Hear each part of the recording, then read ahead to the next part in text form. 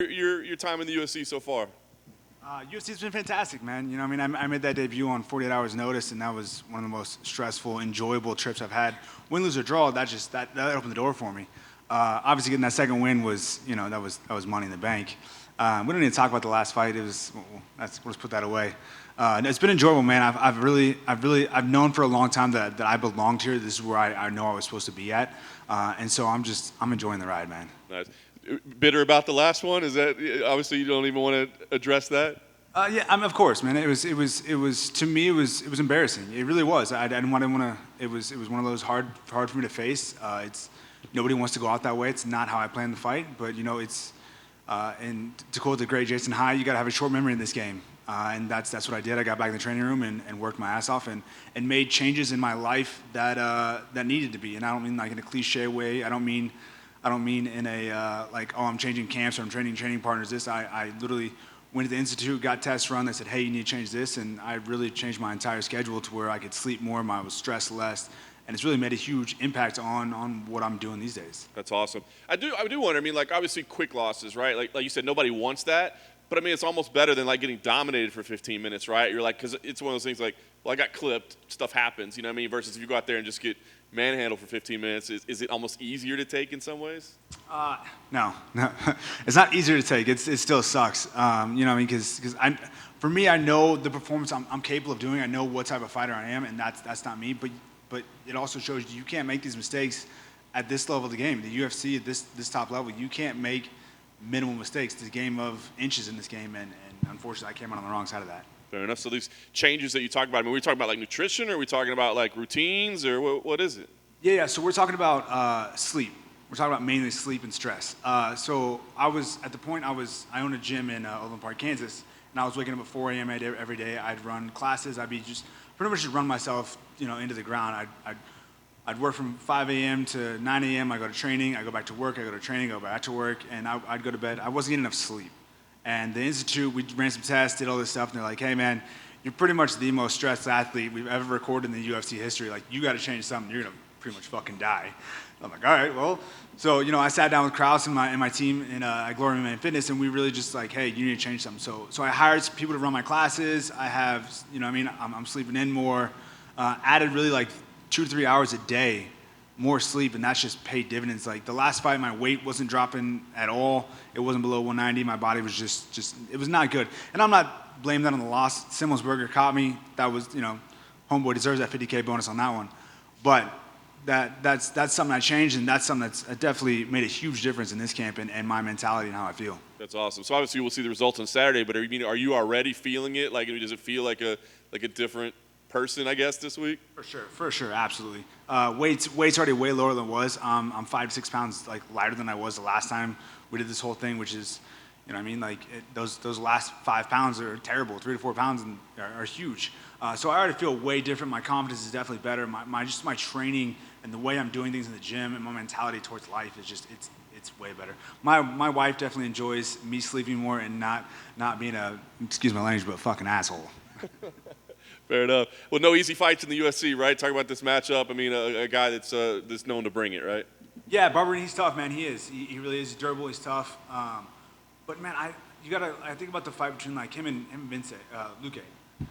Fantastic fight of the night for sure.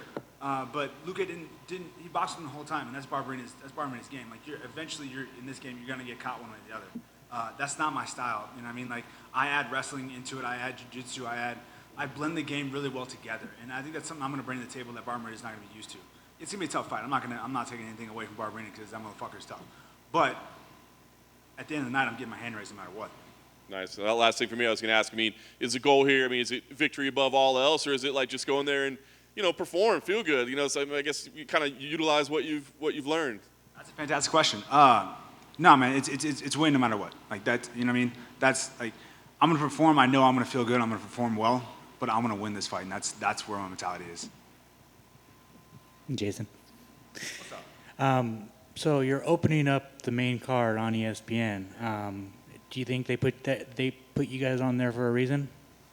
Yeah, I've said in multiple interviews, this fight has fight of the night potential written all over it. Like, you know what I mean? Like, you put us two together, like I'm throwing for the fucking fences anyways, and I know he does too, and he ain't going away. So I feel like this fight is written for the headline for this card, to open that card up and really show the fans like, hey, this is what this card's all about. You said with your sleep, I mean, were you going to sleep late and waking up early, or were you just not sleeping at all?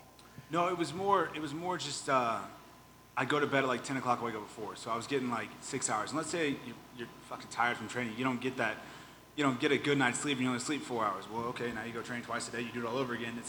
It wasn't like a week or two. It was like I just kept running my body into the ground over and over again. And then, eventually you show up fight week and your weight's shit and you don't feel good. And, that's just the way it is. So, yeah, adding those extra hours of sleep in just made a massive difference. Is your dog Thor out here with you? Man, I miss that dude. I really do. He's not out here. Thank you for asking me about that. No, I miss that dude. I wish we could bring him out because, I'm stuck in a hotel the whole time. Might as well just hang out with my dog. No, but that was, we had a dog pass away a couple months ago. And this is right when I, fixed my whole sleep schedule. So I'm like, man, I want to get a puppy, but you don't want to get a puppy and be up every 2 and 3 hours just sitting there and be like, oh, man, I'm just ruining my sleep schedule back over again. But we got Thor 6 weeks ago. Dude's phenomenal. He sleeps the whole night.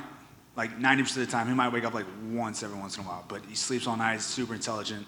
I love that little dude. Is he chewing stuff up?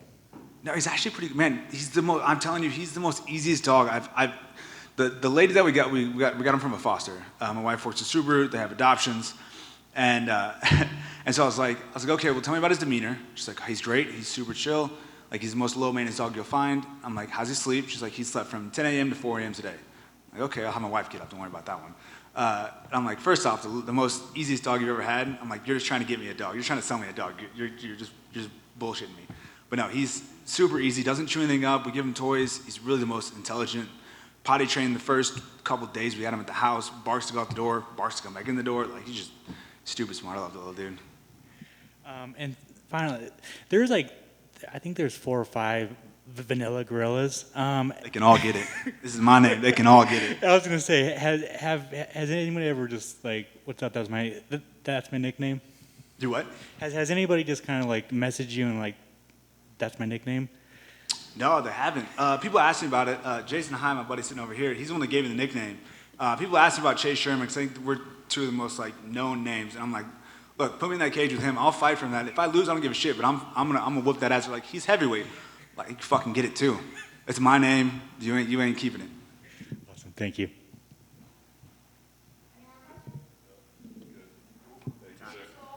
Tell Chase Sherman I'm coming for him.